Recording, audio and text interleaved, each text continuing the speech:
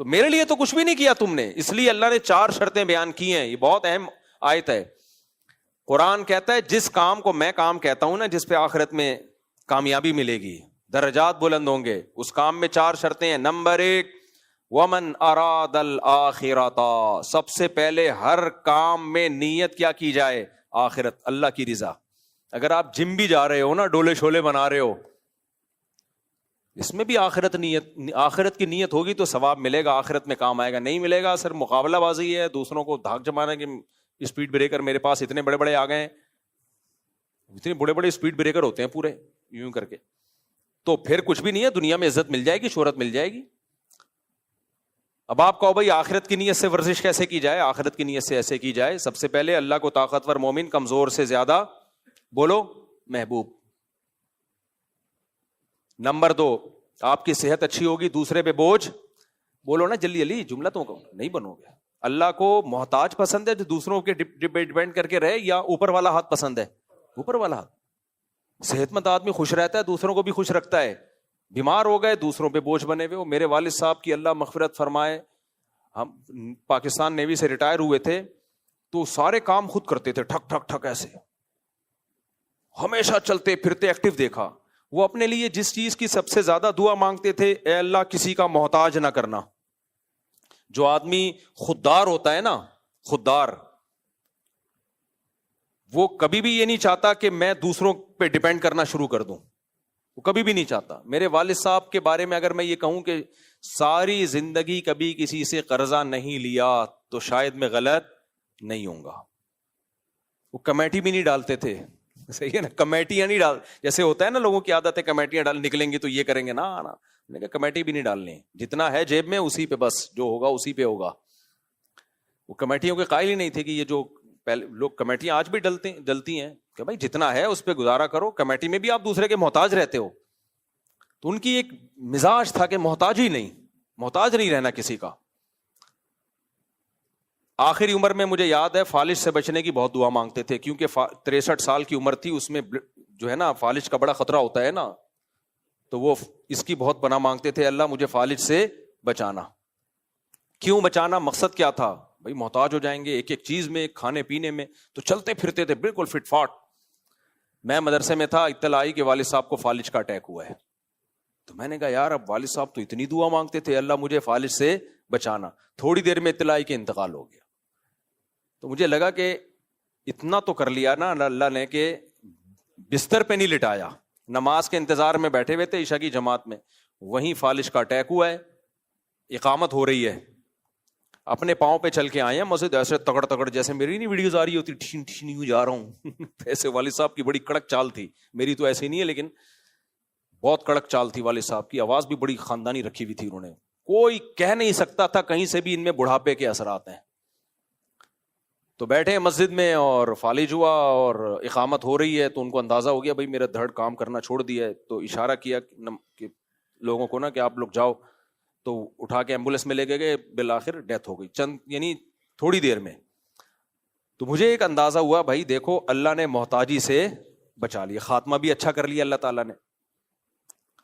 تو طاقتور اگر آپ ہوگے تو دوسروں کے محتاج بولو نہیں ہو. اس نیت سے آپ جم جاؤ, اس نیت سے آپ جاگنگ کرو, ایکسرسائز کرو کہ بھائی صحت اچھی ہوگی, محتاج کس کا رہوں گا؟ اللہ کا. دوسروں کی مدد کروں گا, بلکہ دوسرے بیماروں کی مدد کروں گا. دیکھو جہاز میں اناؤنسمنٹ ہوتی ہے, دوسرے کے آکسیجن ماسک لگانے سے پہلے کس کے لگائیں؟ اپنے لگائیں. جہاز میں نا اکثر جب بھی آپ بیٹھتے ہیں جہاز میں اناؤنسمنٹ ہوتی ہے, اگر یوں ہو گیا تو اس دروازے سے نکل کے بھاگنا ہے, یہ اگر خدا نخواستہ حادثہ ہو گیا تو یہ کرنا ہے. پہلی دفعہ آدمی جہاز میں بیٹھتا ہے سب کچھ غور سے سن رہا ہوتا ہے, اگر یہ ہو گیا تو یوں کرنا ہے, یہ ہو گیا تو عادی ہو جاتا ہے نا, تو پھر بھول جاتا ہے وہ. پھر جب حادثہ ہوتا ہے اس کو پتہ ہی نہیں ہوتا نکلنا کہاں سے ہے. تو اس میں یہ ہدایات لازمی دی جاتی ہیں. جب بھی آپ جہاز میں بیٹھو گے اناؤنسمنٹ ہوتی ہے کہ اگر آکسیجن کی کمی ہو گئی, فضا میں آکسیجن نہیں ہوتی, مصنوعی آکسیجن دی جاتی ہے, تو آکسیجن ماسک اوپر سے گرے گا, آپ کا بچہ ساتھ میں بیٹھا ہوا ہے ادھر بھی ماسک گرے گا, تو پہلے بچے کے نہیں لگانا ماسک, پہلے کس کے لگانا ہے؟ بولو اپنے. اب وہاں انسان کہتا ہے یار یہ تو غیر اخلاقی حرکت ہے, بچے کو تڑپنے دیں ہیں بھائی, بچے کو تڑپنے دیں, پہلے اپنے لگائیں پھر بچے کے لگائیں. یہ ایسا ہی ہے جیسے دو بھوکے بیٹھے ہوئے ہوں اور آپ کو ہدایات دی جا رہی ہوں کہ جب کھانا آئے تو پہلے خود پراٹھے کھانے ہیں, دوسرے کو بعد میں کھلانا ہے. یہ اخلاقیات ہیں؟ غیر اخلاقی حرکت ہے نا یہ. بھائی ہمیشہ یہ کہا جاتا ہے دو بھوکے بیٹھے ہوئے ہوں, اگر کھانا آئے تو پہلے دوسرے کو کھلانا ہے, خود صبر کرنا ہے. لیکن جہاز میں یہ تعلیم نہیں دی جاتی. جہاز میں کہا جاتا ہے جب آکسیجن ماسک گرے تو آپ کا بچہ بھی بیٹھا ہوا ہے, کوئی کمزور معذور بیٹھا ہوا ہے, تو پہلے آپ نے ماسک خود پہننا ہے, اس کے بعد اس کے. بالکل صحیح تعلیمات ہیں, اس لیے کہ اس کے آپ نے ماسک لگا دیا اور اتنی دیر میں آپ کی حالت غیر ہو گئی تو اس کا ماسک بھی سیٹ کرنے کے قابل نہیں رہو گے آپ. اور کوئی بھی ایمرجنسی ہو, اس کی کوئی, آپ مر گئے تو بچہ تو گیا کام سے. جو سرپرست ہی, تو سرپرست سب سے پہلے خود اپنے آپ کو اسٹیبل کرے تاکہ پھر دوسرے کو کی مدد کرنے کے وہ قابل ہو جائے. بھوک پر اس کو قیاس نہیں کر سکتے, اس لیے کہ بھوکو تو گھنٹوں رہا جا سکتا ہے, کچھ نہیں ہوتا, لیکن آکسیجن کے بغیر تو حالت غیر ہونے لگتی ہے. تو فوراً تھوڑی مر جائے گا آپ کا بچہ. آکسیجن کی کمی سے پہلے اس کا دماغ معاف ہوگا. تو آپ کا دماغ اگر معاف ہو گیا تو آپ اس کی مدد کیسے کرو گے؟ پہلے اپنے دماغ کو بچاؤ. لگ گئی اس کا, ابھی دماغ تھوڑا خراب ہوا ہے تو کوئی بات نہیں, آکسیجن لگا دو گے وہ ریورس ہو جائے گا, وہ سیٹ ہو جائے گا. تو یہاں بھی ایسا ہی ہے. شریعت کہتی ہے بھائی صحت, اتنا نبی صلی اللہ علیہ وسلم کی صحت پر ترغیبات ہیں. میں نے اس پر 2 گھنٹے کا آڈیو بیان کیا تھا 2014-15 میں کہ اسلام صحت کو کتنا زیادہ فوکس کرتا ہے. اور بخاری کی حدیث ہے, آج ڈاکٹر کہتے ہیں موٹاپا بہت بڑی بیماری ہے, موٹاپا بہت, یہ تو اب ریسرچ سے ثابت ہوا نا. پہلے تو جو جتنا موٹا ہوتا طاقتور سمجھا جاتا تھا. آج سے 50-60 سال پہلے طاقت کا مطلب ہی یہ تھا کہ چلے تو زلزلہ آئے زمین پہ,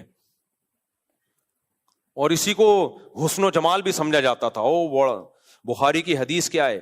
نبی صلی اللہ علیہ وسلم نے ارشاد فرمایا کہ سب سے بہتر میرا زمانہ, خیر القرون قرنی ثم الذین یلونہم ثم الذین یلونہم, سب سے بہتر میرا زمانہ, پھر اس کے بعد والا, پھر اس کے بعد والا, پھر اس کے بعد امت میں خرابی آئیں گی. تو آپ نے 2 خرابیوں کو ہائی لائٹ کیا, فرمایا 2 خرابیاں سب سے پہلے آئیں گی. حدیث کا مفہوم بیان کر رہا ہوں اپنے الفاظ میں. نمبر 1 جھوٹ, نمبر 2 موٹاپا. نہیں آئی میرا خیال ہے بات؟ ابے جھوٹ کے ساتھ کس کو ذکر کیا جا رہا ہے؟ موٹاپے کو. یہ وہ موٹاپا نہیں جو نیچرل ہو, وہ تو ہوتا ہے, بڑے بڑے نیک لوگ ہوتے ہیں, بہت بھاری جسم ہوتا ہے. یہاں موٹاپے سے وہ موٹاپا مراد ہے جو سموسے پہ کیلوریز دیکھے بغیر کھایا جا رہا ہو, کھائے جا رہے ہیں, پھوڑے جا رہے ہیں. ایک صاحب ایک دفعہ میرے گھر آئے, اب کسی کو پتہ نہیں چلے گا کس کی بات ہو رہی ہے, بہت پرانا قصہ ہے, اب غیبت میں نہیں آئے گا انشاءاللہ یہ. تو میں نے ان کے سامنے سموسے رکھ دیے. بھائی وہ ایک سموسا, دوسرا سموسا, تیسرا سموسا, چوتھا سموسا, ان کی پلیٹ کے قریب کے جو سموسے ختم ہوئے تو اٹھ کے دور چلے گئے میز پہ وہ جو سموسے. مجھے کوئی اعتراض نہیں تھا, اچھا مہمان ہے, لیکن مجھے لگ رہا تھا کہ یار اس بندے کا اسٹیمنا, سموسا ہضم کرنا آسان نہیں ہوتا, اتنا اسٹیمنا ماشاءاللہ.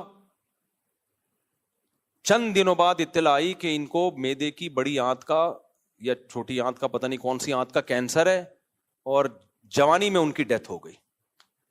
خیر اللہ ان کی مغفرت فرمائے, نیک آدمی تھے. تو مجھے جب کسی نے بتایا, میں نے کہا وہ جو سموسے جس اسپیڈ سے کھا رہے تھے نا, مجھے لگ رہا تھا کوئی خطرہ ہونے والا ہے, کچھ ہونے والا, اللہ بچائے. تو اس لیے اگر کوئی ورزش کرتا ہے میرے بھائی اس نیت سے کہ میرا ہاتھ اوپر رہے, میں لوگوں کی کمزوروں کی مدد کروں, میں ایک صحت مند معاشرہ تشکیل دوں. ہر حکومت چاہتی ہے, دنیا کا ہر کنٹری چاہتا ہے ہمارے ملک میں صحت مند لوگ پیدا ہوں. اس کو پوری دنیا میں بہت زیادہ فوکس کیا جاتا ہے. تو اگر کوئی اس نیت سے کر رہا ہے تو بھائی ومن اراد الآخرہ, اللہ کہتے ہیں عمل میں پہلی شرط کیا ہے؟ آخرت. تو یہ شرط کو اس نے پورا کر دیا کہ نہیں کر دیا؟ تو یہ لکھا جائے گا آخرت میں. نبی نے کیا فرمایا؟ ایماندار تاجر قیامت کے دن پیغمبروں کے ساتھ ہوگا. اور آپ نے فرمایا جو اس لیے دولت کماتا ہے, تجارت کرتا ہے تاکہ عفت کے ساتھ زندگی گزارے. عفت کا مطلب ذلیل نہ ہو لوگوں کے سامنے, یار پیسے مل جائیں گے بھائی, یار تھوڑے بچوں کی فیس دینی ہے, یار یہ بیچارے ایسے کر رہے ہوتے ہیں نا, یار وہ ایسا ہے کہ شادی ہونے والی کچھ ہے ہی نہیں گھر میں یار, صحیح ہے نا, ابے یار وہ دلہن کیا بولے گی بھائی, یار یہ دلا دو, یار وہ دلا دو, یار یہ کر دے, یار گٹکے کے پیسے بھی نہیں اب تو نکل رہے. اس سے بہتر نہیں ہے ہاتھ آپ کا کیا ہو اوپر, اوپر ہاتھ آپ دے رہے ہو لوگوں کو. تو اس نیت سے کوئی دولت کماتا ہے تو نبی نے فرمایا قیامت کے دن انبیاء اور صدیقین کے ساتھ ہوگا. تو سب سے پہلی شرط اللہ نے کیا بیان کی؟ بولو من اراد الاخرہ. اس لیے میں لوگوں سے کہتا ہوں ذاتی گھروں میں دلچسپی مت لو, دنیا مسافر خانہ ہے.